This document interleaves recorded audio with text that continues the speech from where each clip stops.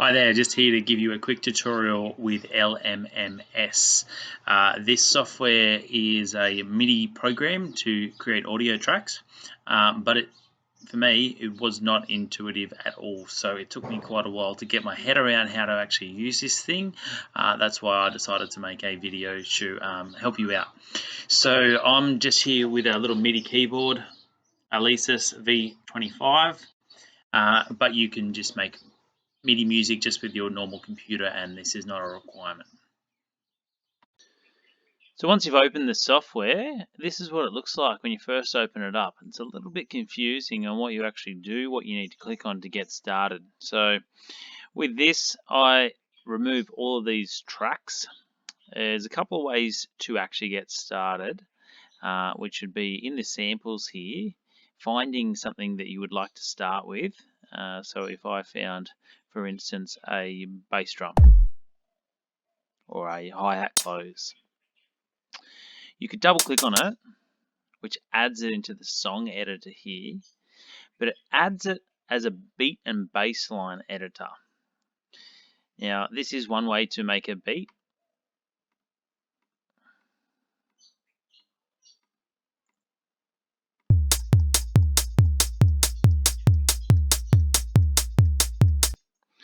The benefit of this is that you can just add as many bars as you'd like,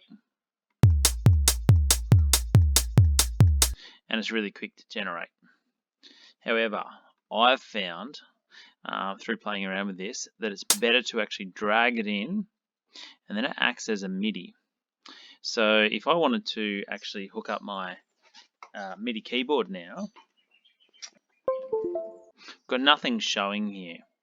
So what I need to do is close this software down, reopen it, and then it should pick up my MIDI keyboard. So now I've restarted the program. After I've plugged in my USB, I can see when I click on the cog for that MIDI track, I can now map it to the track. So I'm just going to give this a demo now. So double clicking on the first bar opens up the MIDI keyboard roll. Before I press record, I can test that the sounds are working. Because I've got the MIDI keyboard here, I've got lots available to me, or I could run my finger or the mouse down this keyboard here to select the sounds. So there's two ways to do that. Got some lower end hi-hat ones here. With this MIDI keyboard, I can select the octave by this button here.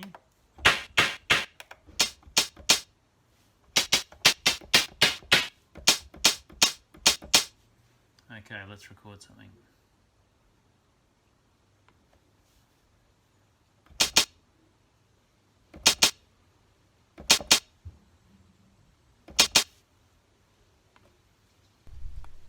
So we're just going to do some simple editing of this now. We've got a couple of tools up the top that we can use. We've got the selection tool, but to see the notes, I might just stretch this window out. These are all flexible windows. Now we've got 4 bars here, so let's just select the notes that we've added. What I want to do is actually contain all these notes into the 4 bars, so it's in 5 bars at the moment. So you've got a couple of options. When you select it, you can stretch the notes out to make them longer. I want to actually move them, so just hovering over till you see the move cursor pop up, and then I've moved it back to all fit into 4 bars.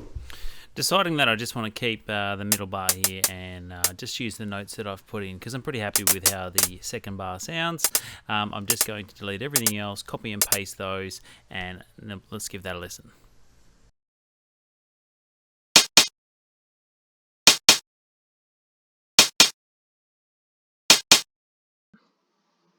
Alright, what you would have noticed that while I'm in here, it's going to loop over, so it's just going to continue playing those 4 bars because they're the only 4 bars that have anything in it.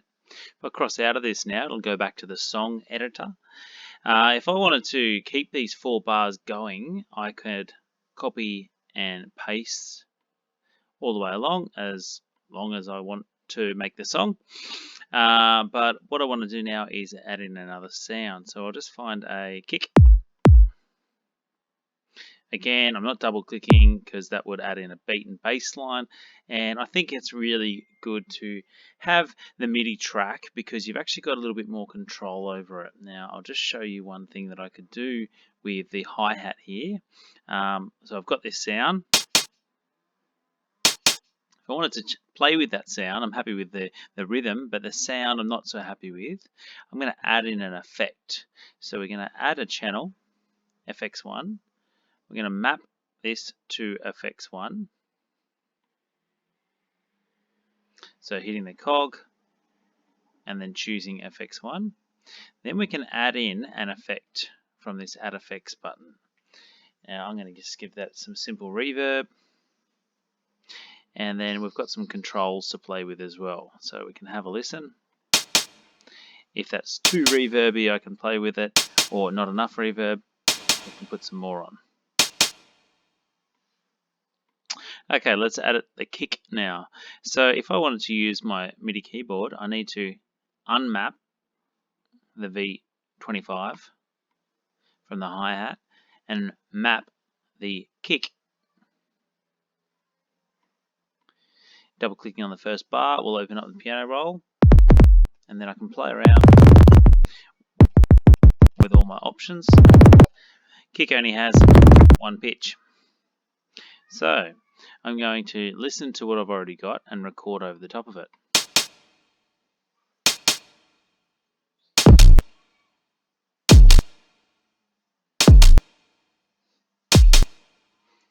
Okay, so again, I missed the first two bars here, so I need to select the notes that came in, so I need to find them just by scrolling around.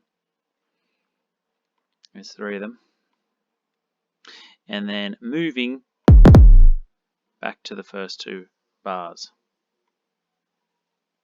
So what I would like to get is on the first note, like so. And this guy here just missed it. We could, if we wanted to, add another little note here. Let's play this. So while I'm in this window, in the piano roll window, it's only going to play that kick. If I cross out of it here and then play here, it's going to play both, what we've got so far. Alright, little trick here. I'm going to delete this second one, and then I'm going to turn on the loop point, right clicking at the 4th bar area here, because then I want to go back in. I'm not quite happy with how this hi-hat is sounding. So I'm going to move the hi-hat, and I can do this in a group if I wanted to by selecting everything. And let's put it on the offbeat. See how that sounds.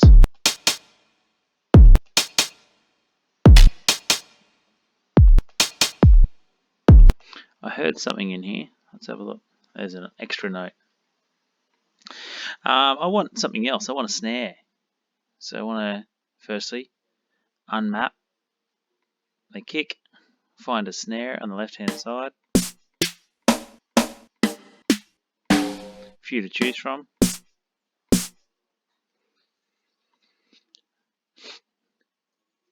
Mapping the snare to the V25.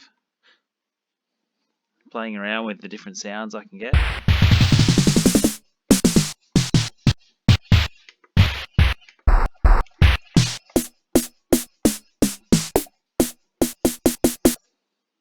Pretty happy with that.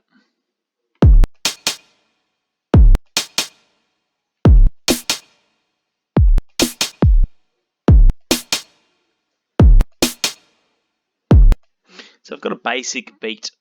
Don't know if I'll keep that, but it shows you how to get a basic beat anyway. Now, what I wanted to show you down here before was the effects. So if I wanted to apply one effect to a certain channel, this could also be the volume, then I have a certain or a separate effect for each channel. So if I want to put an effect on the kick now, I'll add in effect 2. In the effects chain, I'm going to look for something that's called a bass booster to get that kick sounding nice. But what I need to do is map the effects channel. Not happy with what it's done to the bass, so I need to play around with it.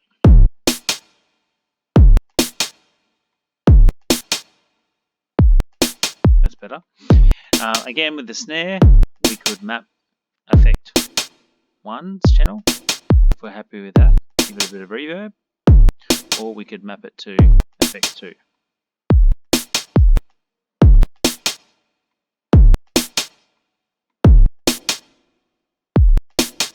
Okay, so from here, after I've got my basic beat, I could play with the tempo. We can up the tempo.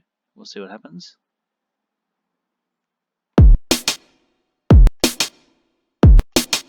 Or we can drop it right down.